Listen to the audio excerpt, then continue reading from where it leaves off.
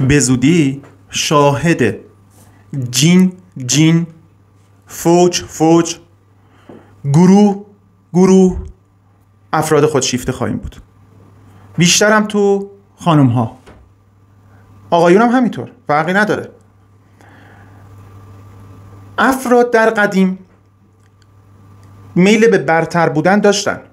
اگه خانم بود سعی میکرد که، یعنی اون برتر بودنه تو خانم ها بر اساس موقعیتی که داشتن تو اجتماع متفاوت بود. فرض کنیم ضمنی یه خانمی توی روستا زندگی میکرد، برتر بودن براش توی چی تعریف میشد؟ یعنی اگه ما یه کراشه اینطوری میکشیدیم چه چیزایی رو توش مینوشتیم؟ یک، مینوشتیم خانم بودن، متانت، نجابت، کدبانو بودن، هنر خانه‌داری، آشپزی، خیاطی، خودآرایی، سفره آرایی، اینا مطرح بود. من کاری ندارم اگه عده میان گارد میگیرن نه اینا فلان، اینا من کاری اصلا با دشمن خانواده است، باعث نابودی اون بنیاد خانواده است ندارم. و از نظر من اینها واقعا افراد بسیار مضری برای اجتماع هستن و بیمار هستن.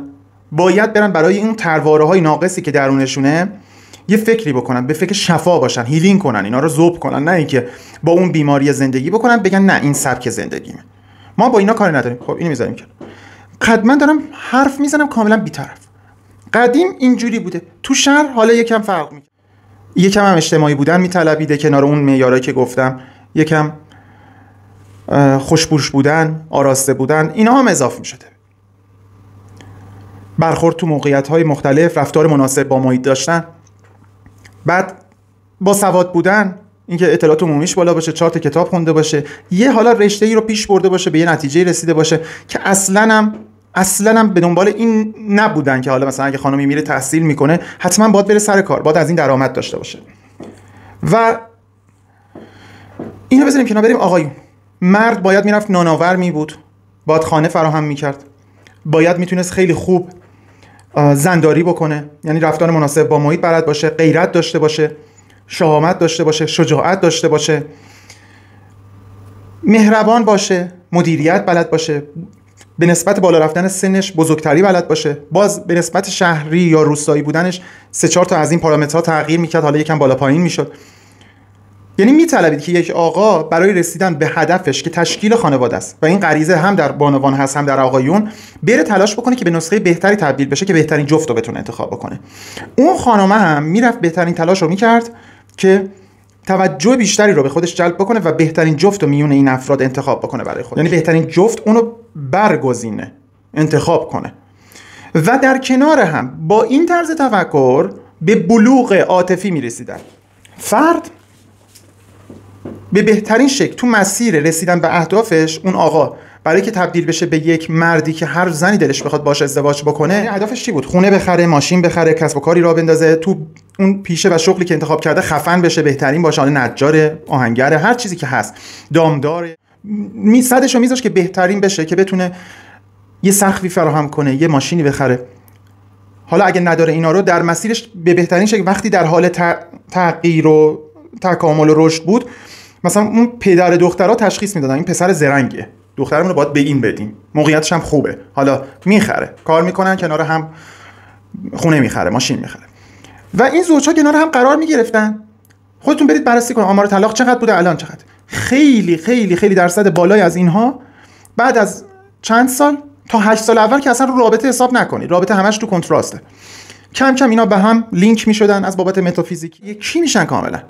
افراد اصلا به این قضیه دقت نمیکنن، شبیه به هم میشن، خوی همو میگرفتن و کنار می اومدن با بخش هایی از هم که تفاوت داشت و شاید سخت بود پذیرشش در اون بعد و ورود به این رابطه مشترک، و این اسمش تفاهمه. و بعد بچه هاشون رو بزرگ میکردن، تجربیات جدید در مسیر رشد مالی، در مسیر پرورش دادن بچه هاشون، و به بهترین شکل طبق پلن توسعه این جهان مادی اینها هم رشد معنوی میکردن، هم رشد مادی میکردن، هم شعورشون بالا میرفت. و کم نبود ریش سفیدها و افراد پخته‌ای که از دل همین روابط در اومده بودن. میرفتی تو روستاها، اغلب افراد مسن بسیار خردمند با دانش و با شعور و پخته بودن، اصلا انگار مثلا طرف 10 تا شاهنامه خونده بود. وقتی باهاش حرف میزدی. تو شهر هم همین شکل. هر دو آگاهی خودشون رو داشتن در اون پیری. الان پیرمرد و پیرزنای ما اصلا نمیخوام بپذیرن پیر شدن. پیرمرد میاد جلوی دوربین اینجوری میکنه، پیرزنه میاد جلوی دوربین اینجوری میکنه. یه دوست پسر داشتم، خیلی دوستش داشتم، اسمش علی بود. خدا فلان فلان مادرش بکنه که رابطمون رو به هم ریخت. خیلی رابطه عاشقانه‌ای داشتیم. اصلا من حرفی ندارم، ندشیش، بده دنده عقب، خروجی رو رد کردی. فقر فرهنگی باعث تمام نابسامانی ها در جامعه ماست، نه فقط فقر مالی. انسان وقتی خرد به هم میزنه، خرد چیه؟ اساره و شیره همین تجربه مسیری که براتون تعریف کردم. حالا میتونست کتابم بخونه دیگه، آگاه‌تر میشده.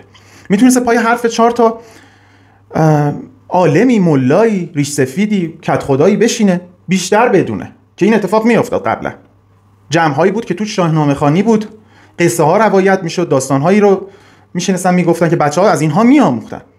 الان پیچ تلویزیون رو واز میکنه، دکمه رو میزنه. حالا دیگه پیچی که نیست که، پیچ از کجا آوردن؟ دکمه رو میزنه تلویزیون، جم تیوی دارن خیانت میکنن. خیلی زیبا اینو نشون میده. آخه چه هیجانی، دوپامین ترشح شد. میره میخواد اینو پیاده کنه تو دنیای واقعی، ولی نمیدونه که اون کثافت که اینو بازی کرده، نوشته، نویسندش، اینا هدفش کلا همین بوده که تهاجم فرهنگی، نابود کنه فرهنگی رو. میخوام به این بحث ورود کنم. یه کروشه باز میشه و خیلی یه عظمت دیتاست. برگردیم به بحث خودمون.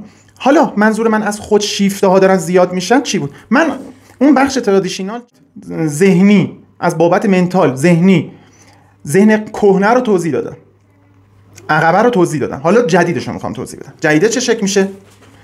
جدیده میاد داخل سوشال مدیا، میبینه معیارها دیگه مثلا تحصیل کردن نیست، تلاش برای یک آدم کم حرف در بودن، به قاعده صحبت کردن، قدیم تا مرد سخن نگفته باشد، ای با هنرش نهفته باشد. یعنی از دهن طرف حرف در میومد متوجه میشن این چه کاره است. الان طرف دهنشو واس میکنه، بوی خودشیفتگی میاد. خودشیفتگی این نیست که طرف میل به برتری جویی داشته باشه یا با اعتماد به نفس باشه یا تلاش بکنه برای داشتن یه لایف استایل بهتر یا پروسه توسعه فردیشو پیش ببره یا به دنبال اهداف بزرگ و موفقیت باشه. اتفاقا این خیلی خوبه. این لازمه این عصر. ما در عصر آکواریوسیم، ما در عصر پیشرفت تکنولوژی بشر هستیم.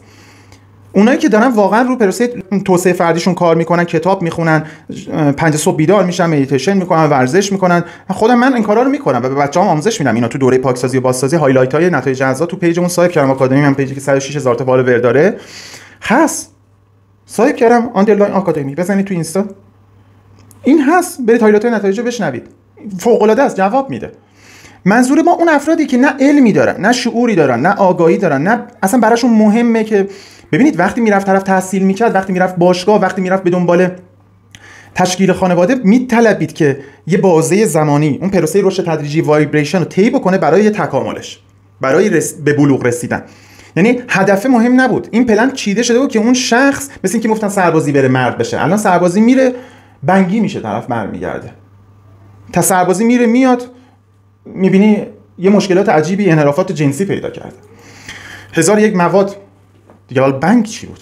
انقدر جدید هست این گل و افیون و اینا. بعد دیگه یه چیز عادی هم شده، خیلی بدیهی، انگار اصلا نزنی عمالی. پس ما سوشال مدیا رو باز میکنیم میبینیم دیگه معیارها تغییر کرده. طرف تو بازه زمانی خیلی کوتاهی میتونه توجه جامعه اکثریت عموم رو به خودش جلب کنه. اتفاقا یکی از دلایل دیده نشدن محتوای ما که یک محتوای سازنده آموزشی بر پایه ایجاد یک فرهنگ مناسب برای داشتن یک جامعه مترقی، تجربه بهروزی در کنار هم دیگه، زبانم نچرخی، در یک جامعه مدرنه، اونو ما دیگه شاهدش نیستیم. یعنی چون پیج‌های مثل ما نمیتونن هیچ گونه آینده‌ای داشته باشن. وقتی اون خانم اون ظاهر رو درست کرده، خب جلب توجه میکنه دیگه. وقتی هم بقیه میبینن همه توجه میره اون سمت دیگه، هوش عاطفی نداره، میگه خب منم برم این یارو رو بکنم الگو، این دلقک که سیر کنم بکنم الگوی خودم که همه جاش این شکلی کرده. اصلا خیلی فول نمیبینی زشته، واقعا جلوی آینه متوجه نمیشه قیافت کج و کله است. اینگاه کاریکاتور رو برید ببینید، شده عکسای امروز خانم‌ها آقایون با احترام، لبا گنده. کاریکاتور یعنی چی؟ اون واژه انگلیسیش یعنی ناهمگون، یعنی اصلا به هم نمیخونه. چون به هم نمیخونه خنده داره. این لبه اینقدر، دماغ اینقدر، نمیدونم گوشه فردا تیز مد میشه مثلا. پس هر غیری دادن سرتون باید اون کار انجام بدین. خیلی قشنگ جوامع پنهانه، حالا نمیشه اسمشون رو بیارم اینجا، دارن کارشون رو انجام میدن، خیلی قشنگ در تمام جهان، خیلی قشنگ انسان دارن بنیاد خانواده رو نابود میکنن و اشخاص خیلی راحت به هیجانات جنسیشون پاسخ داده میشه. مسمومیت هم پیدا کردن به دوپامین از طریق اسکرول کردن، دراگ، مواد مخدر، رابطه های این شکلی که گفتم. دلیل نمیبینه دیگه بره درس بخونه، تحصیل کنه، یه رشته یاد بگیره، یه ذره تو این مسیر رشد کنه، هیچی. فاقد یک ذره شعور، فاقد یک ذره خرد، یک کله پوک. مغز به شدت مغز میگه اگه استفاده نکنی از دستش میدی، اگه استفاده نداشته باشی از هر چیزی طبق اصل انرژی، اون کم کم تحلیل میره. مغزها به شدت کهنه، فرسوده، زنگ زده، کوچیک‌تر میشن هر روز با پیشرفت تکنولوژی. ازش هم که کار نمیکشی که، نه مهارت جدید یاد میگیری. دو چیز باعث رشد نورون‌های جدید مغزی میشه: یادگیری جدید، ورزش، و اینکه تو موقعیت‌های فشار قرار بگیره طرف. بهنام صاحب کرم چرا تبدیل شد به این بهنام صاحب کرمی که از سال 87 تا الان داره پژوهش میکنه؟ موسیقیشو گذاشت کنار، برید گوگل کنید بهنام صاحب کرم، میبینید که من یه رزومه موسیقی دارم. چرا؟ چون عاشق این علم شدم. فشارها باعث شد من تحت فشار و رنج مغزم برای بقا جنگید که یک مسیر جدیدی رو روی من باز کرد. مهدی حسون مجموع اگه میخوای زندگی تغییر بکنه، راهش فقط یه چیزه، این که بیای مقیم یه پیجی مثل پیج ما بشی. من خودم تو سوشال مدیا یه موقعی میرم یکم اسکرول کنم ببینم چه خبره، میرم وای دارم توی چاهی میرم که خیلی عمیقه، ته نداره. یهو به خودم میام کلیپای خودم رو نگاه میکنم، عجیب، میگم ممنونم بهنام صاحب کنم، یه نسخه دیگه از خودم انگار تو اون کلیپ هست که از آینده است، گذشته است، نمیدونم. خودم آروم میکنم، میارم تو لحظه حال. حالا شما رو نمیتونه کمک کنه بهتون. این اصلا بحث خودشیفتگی یا تعریف از خود نیست که من مطرح کردم. خودشیفتگی یعنی یه احمق که هیچ ویژگی نداره، با تظاهر و شعاف و نمیدونم یه سری الگوهای چرندی که بهش معرفی کردن، فاز نمیدونم هیرو و ابرقهرمان برمی‌داره. تو سوشال مدیا میلیونی میشه، یک مش فالوور زیاد میلیونی اینو فالو میکنن، بعد نمیدونن این هنرش چیه. خود چی؟ من قبلا مثلا میدیدم بلاگرها رو، به همسرم میگفتم بانو یه لحظه تشریف بیاری، گفتم یه لحظه بیام، این چه نگاه کن، این چرا قد فالوور داره؟ میگفت آره نه ببینید شما هنرمنده. مثلا ما درک نمی‌کردیم چون ذهنیت ما شکل دیگه است، ما درک نمی‌کردیم که چرا این یارو که هیچی نداره، نه هنری داره، نه دانشی داره، نه تخصصی داره، قشنگ میگه تطلع، چرا این مثلا این خانم برای چی باید این عکس‌ها برای کی میذاره تو سوشال مدیا؟ چرا باید این همه فالوور داشته؟ مثل قارچ هم دارن زیاد میشن دیگه، چون توجه میره سمتشون. توجه یعنی انرژی، و روز به روز افراد با نگاه کردن به اینا، با این الگوهای ناقص، تبدیل به نسخه‌های بی ارزش‌تری میشن. حرف من اینه. و این خودشیفتان نمیتونن مادر پدرای خوبی برای بچه‌هاشون باشن در آینده. این مش بچه عقده‌ای تربیت میکنن اگر ازدواجم بکنن. اگر ازدواجم نکنن که هیچ چی دیگه، نسل بشر رو به نابودی.